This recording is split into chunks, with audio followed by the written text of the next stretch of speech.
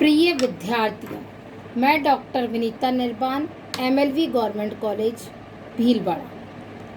पूर्व के व्याख्यान में हमने भारत में बैंकिंग व्यवस्था के अंतर्गत शीर्ष बैंकिंग संस्थाओं का अध्ययन किया था। उसी कड़ी में आज हम भारत में बैंकिंग संस्थाएं कौन कौन सी प्रचलन में हैं और किस प्रकार से कार्य करती हैं, उसके बारे में अध्ययन करेंगे। भारत की बैंकिंग संस्थाओं में फर्स्ट है व्यापारिक बैंक, कमर्शियल बैंक्स।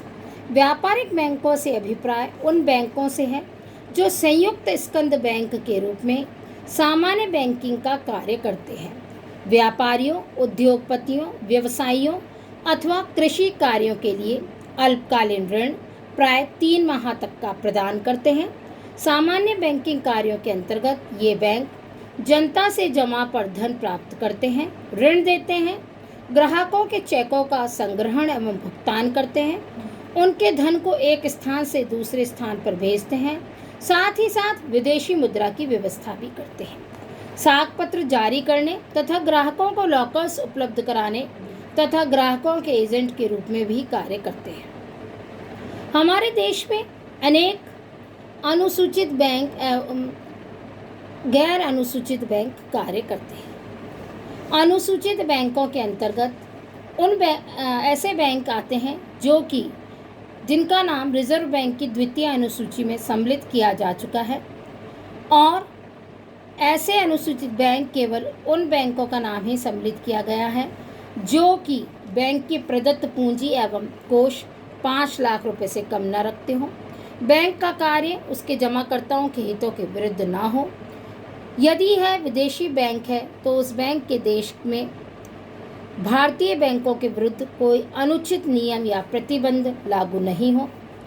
ऐसे अनुसूचित बैंकों को रिजर्व बैंक से प्राय निम्नलिखित सुविधाएं मिल जाती हैं। ऐसे बैंक रिजर्व बैंक से बैंक दर पर ऋण प्राप्त करने के अधिकारी होते हैं।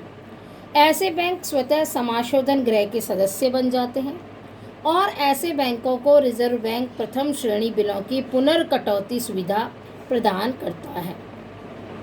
बी है गैर अनुसूचित बैंक।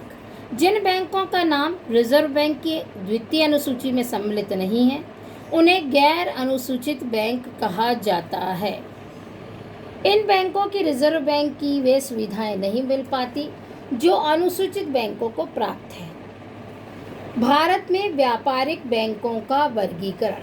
भारत में व्यापारिक बैंकों का वर्गीकरण प्राय 3 भागों में किया जा सकता है: सार्वजनिक क्षेत्र के बैंक, निजी क्षेत्र के बैंक और विदेशी व्यापारिक बैंक। सार्वजनिक क्षेत्र के बैंक, पब्लिक सेक्टर बैंक्स।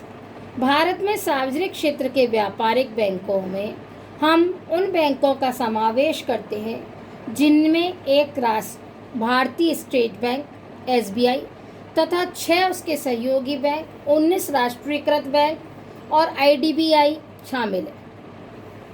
इन बैंकों के पास देश की कुल जमाओं का लगभग 92% भाग जमा है। स्टेट बैंक ऑफ इंडिया और उसके सहयोगी बैंक गोरवाला ग्रामीण साख सर्वेक्षण समिति की सिफारिश पर 1955 में इंपीरियल बैंक ऑफ इंडिया का राष्ट्रीयकरण कर स्टेट बैंक ऑफ इंडिया की स्थापना की गई थी। बी, निजी क्षेत्र के व्यापारिक बैंक। भारत के निजी क्षेत्र के व्यापारिक बैंकों में उन बैंकों का समावेश है जो निजी व्यक्तियों या संस्थाओं द्वारा स्थापित संयुक्त पूंजी बैंकर के रूप में कार्य कर रहे हैं।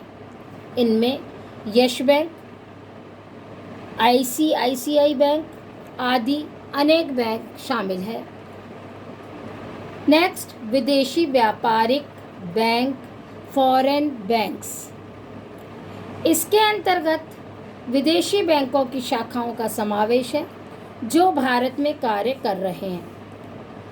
भारत के निर्यात व्यापार का 70% तथा आयातों का 90% वित्त प्रबंध इन बैंकों द्वारा ही किया जाता है।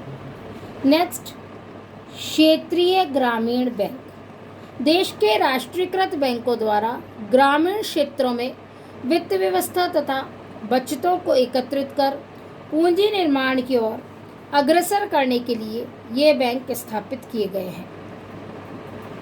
भारत में समामेलन के कारण क्षेत्रीय ग्रामीण बैंकों की संख्या वर्तमान में बहुत कम रह गई है। नेक्स्ट है सहकारी बैंक, कोऑपरेटिव बैंक्स। भारत में विभिन्न राज्यों में सहकारी बैंकों का त्रिस्तरीय ढांचा है, जिसमें शीर्ष पर राज्य सहकारी बैंक होता है, जिला स्तर पर केंद्रीय सहकारी बैंक होता है तथा स्थानीय स्तर पर प्राथमिक ऋण सहकारी समितियां होती हैं। आजकल शहरी सहकारी बैंक भी कार्यरत है। भारत में ग्रामीण तथा शहरी क्षेत्रों में इस प्रकार के कई बैंक कार्यरत हैं। 1956 से इन बैंकों पर भी भारतीय बैंकिंग अधिनियम लागू है। ये बैंक प्राय अल्पकालीन तथा मध्यकालीन ऋण प्रदान करते हैं। इनके ऋणों की पुनर्वित्त व्यवस्था राज्य सहकारी बैंकों के माध्यम से नाबार्ड द्वारा की जाती है। नेक्स्ट है सहकारी कृषि एवं ग्रामीण विकास bank, cooperative agriculture and rural development banks. Bharat में कृषि विकास के क्षेत्र में दीर्घकालीन ऋणों की पूर्ति सहकारी कृषि एवं ग्रामीण विकास बैंकों द्वारा भूमि को बंधक रखकर किया जाता है।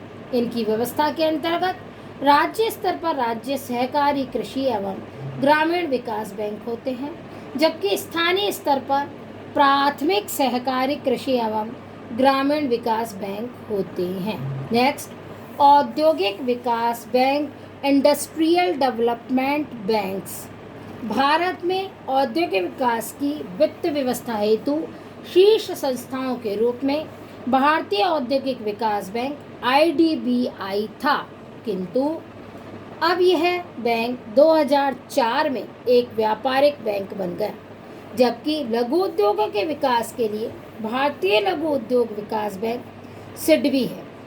इसके अतिरिक्त राष्ट्रीय स्तर पर 2 वित्तीय संस्थाएं कार्य करती है। प्रथम भारतीय औद्योगिक वित्त निगम, जिसके अंतर्गत industrial finance corporation of India, जो सार्वजनिक पूंजी कंपनियों को दीर्घकालीन औद्योगिक वित्त व्यवस्था करता है। और सेकंड भारतीय औद्योगिक साख एवं विनियोग निगम, industrial credit and investment corporation of India अर्थात ICICI। यह निगम क्षेत्र विशेष में औद्योगिक कंपनियों एवं उपक्रमों को वित्तीय सहायता प्रदान करता था, परंतु इसका विलय ICICI बैंक में हो गया। अतः ICICI अब औद्योगिक बैंक नहीं रहा, यह एक व्यापारिक बैंक बन गया है। अब यह व्यापारिक बैंक के रूप में कार्य करता है। राज्य स्तर पर भी अलग अलग राज्यों में औद्योगिक वित्त प्रदान करने के लिए औद्योगिक वित्त निगम स्थापित किए गए हैं। राजस्थान में राजस्थान वित्त निगम RFC तथा राजस्थान औद्योगिक विनियोग निगम RIICO के नाम से उल्लेखनीय है। इस प्रकार भारत में बैंकिंग व्यवस्था का बड़ा व्यापक आधार तैयार किया जा चुका है। इनके अलावा भी अनेक वित्तीय संस्थाएं देश में सर्वांगीण आर्थिक विकास हेतु कार्य कर रही है और देश में बैंकिंग व्यवस्था को सुचारू रूप से संचालित करने के लिए सरकार एवं देश के नागरिक कटिबद्ध है।